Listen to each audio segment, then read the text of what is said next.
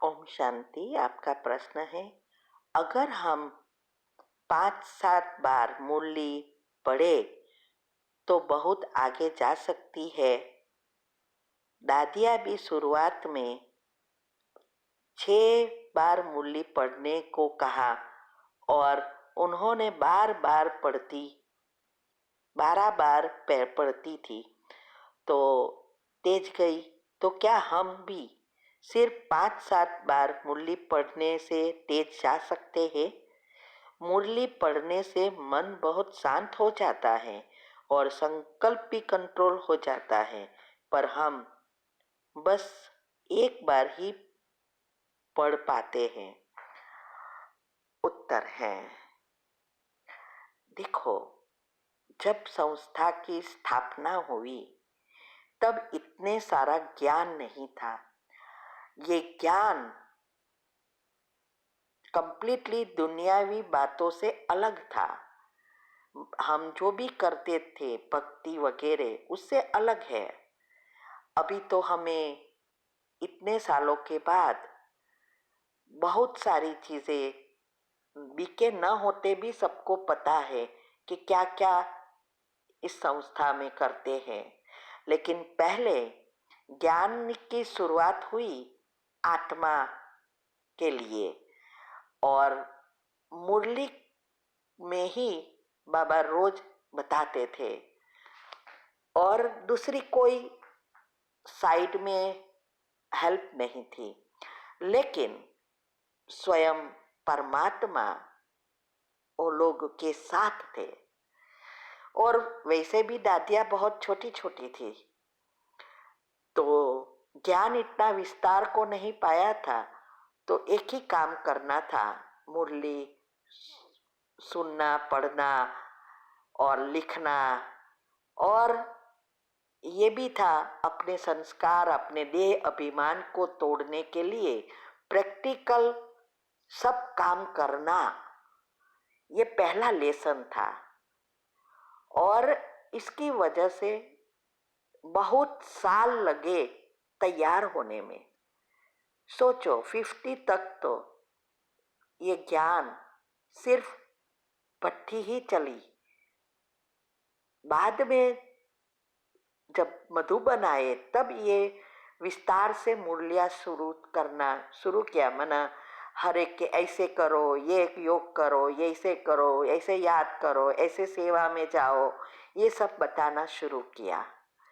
बाद में जब सेवाएं शुरू हुई तब थोड़ा थोड़ा सभी तीव्र पुरुषार्थी या महारथी आत्माएं मनन चिंतन करने लगे। तो जब तक ब्रह्मा बाबा था तब तक भी इतना ज्ञान विस्तार से नहीं था, सिर्फ मुरली में समझाते थे। फिर जब अव्यक्त मुरली शुरू हुई तो एक टॉपिक पर बात बताना शुरू हुआ। इसीलिए कहते हैं कि जो साकार मुरली है वो कोर्स है, लेकिन अव्यक्त मुरली फोर्स है, रिवीजन है। और इसके ऊपर कईयों ने मंथन करना, ये सब समझा। बाद में साइंस द्वारा भी बाबा ने कईयों की बुद्धि का ताला खोल के और ही शॉर्टकट बताया। वो शॉर्टकट से कई आत्माएं आने लगी, जैसे हम इसकी वजह से ही आए, क्योंकि समझ में आया कि कैसे मन कैसे काम करता है, कैसे सबकॉन्शियस माइंड काम करता है, सारी सिस्टम कैसे चलती है, ब्रह्मांड कैसे चलता है। इस बातों को जब हम समझे तभी हम आगे बढ़ने शुरू हुए। तो ये जैसे जैसे समय गया वैसे वैसे शॉर्टकट भी निकलते गए। इसीलिए बाबा कहते हैं कि लिफ्ट का समय है। जैसे लिफ्ट में 100 मंजिल चढ़ने में भी समय नहीं लगता, लेकिन पांव से चढ़ना है बिना लिफ्ट तो 2-3 मंजिल चढ़ के थक भी जाते और समय भी बहुत लगता।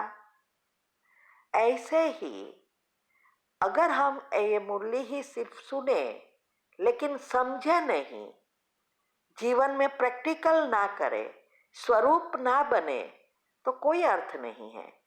सारा दिन हम ब्राह्मण आत्माएं जो खास करके तीव्र पुरुषार्थ भी करती है, वो भी सारे क्लासेस सुनते रहते हैं, मुरली सुनते रहते हैं, लेकिन याद कुछ नहीं रहता, प्रैक्टिकल नहीं हो रहा है।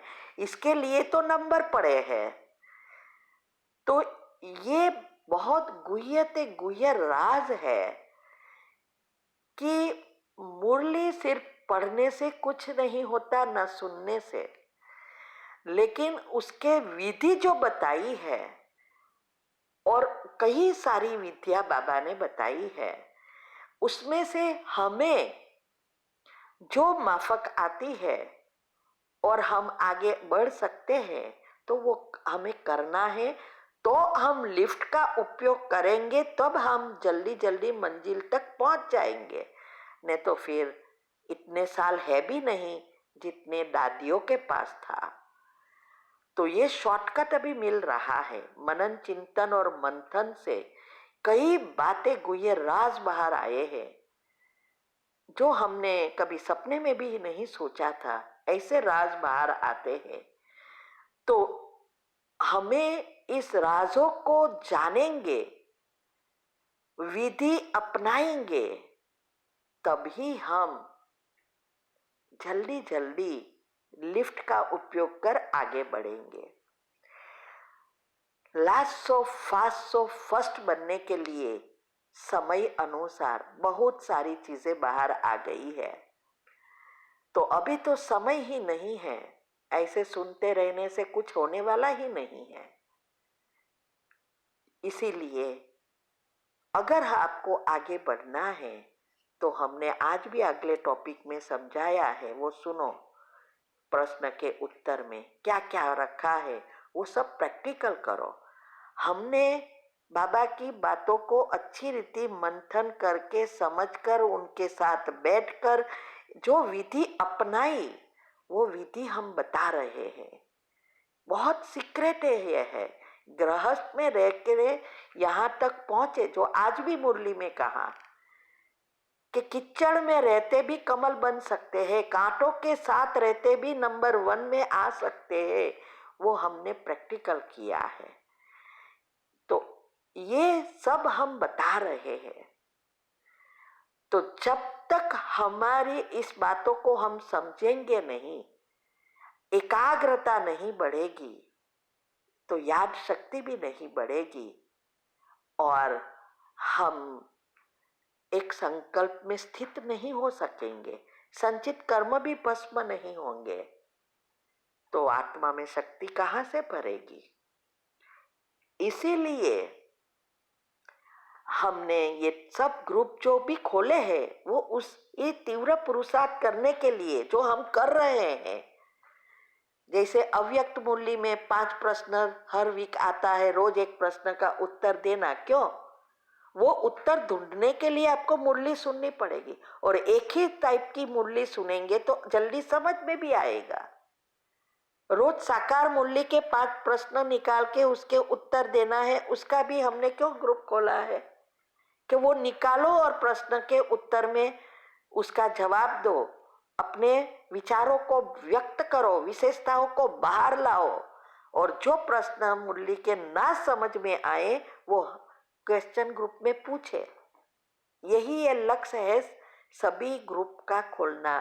ये बाबा ने टचिंग दी है हमारी।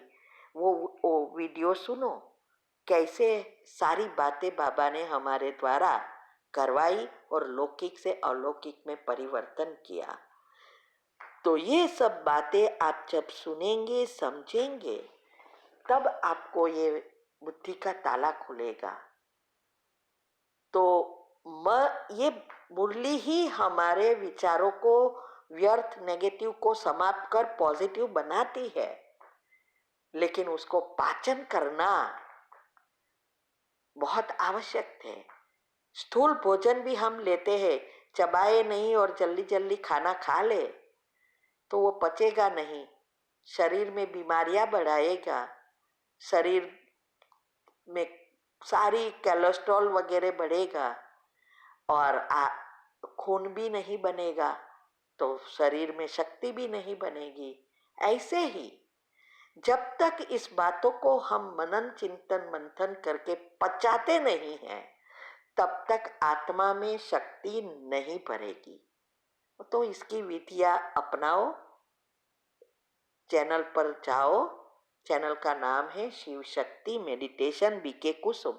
फिर सब्सक्राइब करेंगे तो प्लेलिस्ट में जाएंगे, वहाँ आपको सब कुछ ग्रुप वाइज मिलेगा। साथ साथ लाइक शेयर और कमेंट भी कीजिए, इससे आपका दुआ का खाता बढ़ेगा और आप जल्दी जल्दी आगे बढ़ेंगे। दुआ से ही बुद्धि का ताला खुलेगा। ठीक है। ओम शांति।